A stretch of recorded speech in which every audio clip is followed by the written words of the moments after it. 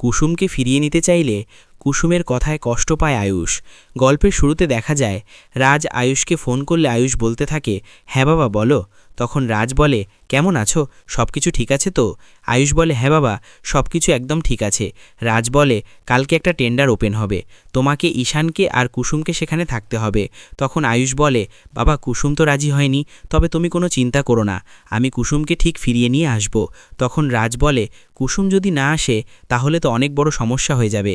আয়ুষ বলে, তোমাদের ছেলে কোনোদিন কোনো কাজ অসম্পূর্ণ করেনি, আর কোনো কাজ ফেলে রাখবে না, তুমি চিন্তা করো না, আমি ঠিক কাল ঠিক সময় পৌঁছে যাব। এই কথা বলে ফোনটা কেটে দেয়। তখন ইন্দ্রাণী রাজকে বলতে থাকে, কুসুম আসবে না? রাজ বলে, চিন্তা করো না, কুসুমকে সঙ্গে করে নিয়ে আসবে। এ কথা শুনে ইন্দ্রাণী খুবই খুশি হয়ে যায়।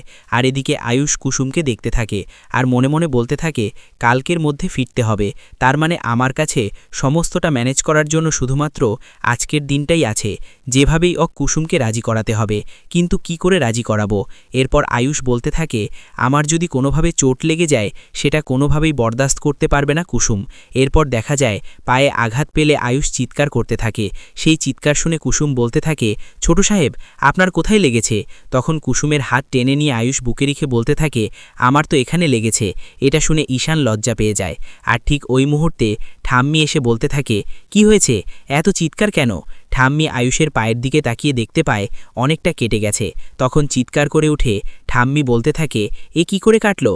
ওরেও কুসুম, ওকে ভালো করে ওষুধ দিতে হবে, পরিষ্কার করে ওষুধ লাগিয়ে দে। ঈশান বলে, ঠাম্মি এটুকু কাটায় আমার ভাইদের কিচ্ছু হয় না। এবার কুসুম বলে, ওনাকে নিয়ে ঘরে যেতে হবে। তখন দেখা যায় কুসুম আর ঈশান দুজনে মিলে আয়ুষকে নিয়ে ঘরে যায়।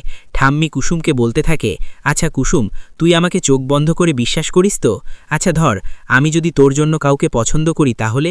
কুসুম কান্না করে বলতে থাকে, অবশ্যই ঠাম্মি, তুমি আমাকে যা করতে বলবে আমি তাই করব। মা বাবার পর তো তুমি আমার গুরুজন। তখন ঠাম্মি বলে, আমি আমার নাচ জামাই ঠিক করে ফেলেছি। ওই যে কথায় আছে না, শুভ কাজে দেরি করতে নেই, তাই আমি চাইছি তোর বাবাকে এখনই ছবিটা পাঠিয়ে দিতে। ঠাম্মি তার মোবাইল থেকে ছবিটা পাঠায় দেয় কুসুমের বাবার ফোনে। আর সেই ফোনটা কুসুমের বাবা গাড়ি চালানো অবস্থায় দেখতে পেয়ে বলতে থাকে, মাসি ছবি পাঠিয়েছে, মাসিমা কুসুমের জন্য একটা ছেলেকে পছন্দ করে রেখেছে, সেই ছবিটা মনে হয় পাঠিয়েছে। তখন কুসুমের বাবা ইন্দ্রাণীকে বলতে থাকে, কর্তমা মালদায় আমাদের বাড়ির পাশে একটা মাসিমা থাকে, তিনি একটা ছবি পাঠিয়েছেন, আপনি একটু দেখে বলুন না ছেলেটাকে দেখতে কেমন লাগছে আপনার। তারপর কুসুমের বাবা তার ফোনটা দিয়ে দেয় ইন্দ্রাণীকে ছবিটা দেখার জন্য। ইন্দ্রাণী বলতে থাকে, কুসুমের জন্য ছেলে দেখেছে, আচ্ছা ফোনটা দাও।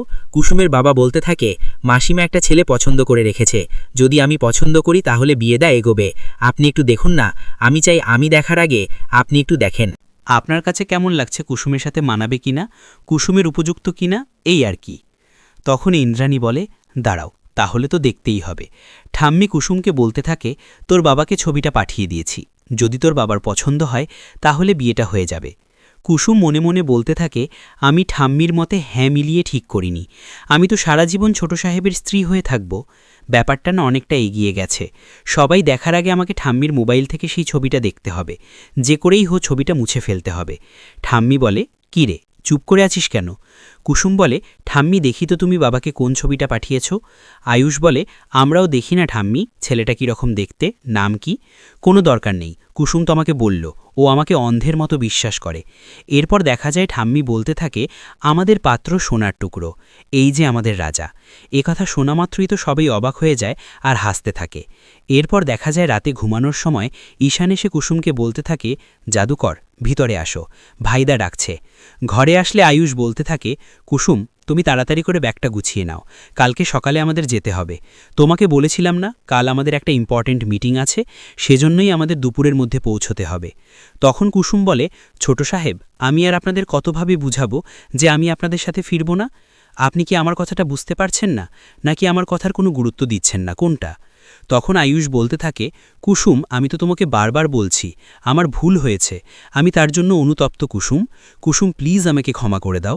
দেখো আমি এখানে আসার পর থেকে কিন্তু তোমার কাছ থেকে ক্ষমা চেয়ে যাচ্ছি, তুমি ছাড়া আমি আমাদের গোটা গাঙ্গুলি পরিবার কি করে ভালো থাকবে বলো? প্লিজ আর রাগ করে থেকো না, কাল আমাদের সাথে বাড়িতে ফিরে চলো প্লিজ। ঈশান বলে, জাদুকর ভুল মানুষ মাত্রই হয়, আর কেউ নিজের ভুল স্বীকার করে অনুতপ্ত হলে তাকে ক্ষমা করে দেওয়া যায়। আয়ুষ বলেন, কুসুম, তাহলে তুমি ফিরবে তো? কুসুম বলে, ফিরব, তবে আমার একটা শর্ত আছে। আমি সেই দিনই গাঙ্গুলি বাড়িতে ফিরব যেদিন ছোট সাহেবের বিয়ে ঠিক হবে। ছোট সাহেবের বিয়ের কাজ আমি নিজের হাতে করব। ঈশান বলে, এসব কি বলছো তুমি জাদুকর? তুমি ছাড়া বিয়ে কি করে হবে? কুসুম বলে, ছোট সাহেব যে চোখের প্রেমে পড়েছে তাকে ছোট সাহেবের মন থেকে মুছে ফেলার দায়িত্ব আমাকে দিয়েছে। আবার ওনার জন্য যোগ্য পাত্রীও আমাকে খোঁজার দায়িত্ব দিয়েছে। তাহলে এবার আপনারাই বলুন আমার কোন দায়িত্বটা আগে পালন করা উচিত? আপনারা ব্যাগ একমাত্র গুছিয়ে নিন, কাল সকালে আপনারা চলে যাবেন। তখন আয়ুষ বলে, তুমি এভাবে আমাদের সাথে কথা বলছো? কুসুম বলে, আপনার হয়তো আমার কথাটা শুনে খারাপ লাগছে, কিন্তু আপনি নিজেই ভেবে দেখুন আমি কি কোনোদিন কারো সাথে খারাপভাবে কথা বলেছি? এখানে আপনি আমার মালিক নন, আর আমি আপনার কাজের লোক নই। তাই আপনি যা বলবেন আপনার আদেশ পালন করতে আমি বাধ্য নই। এই ছিল আজকের পর্বের আপডেট।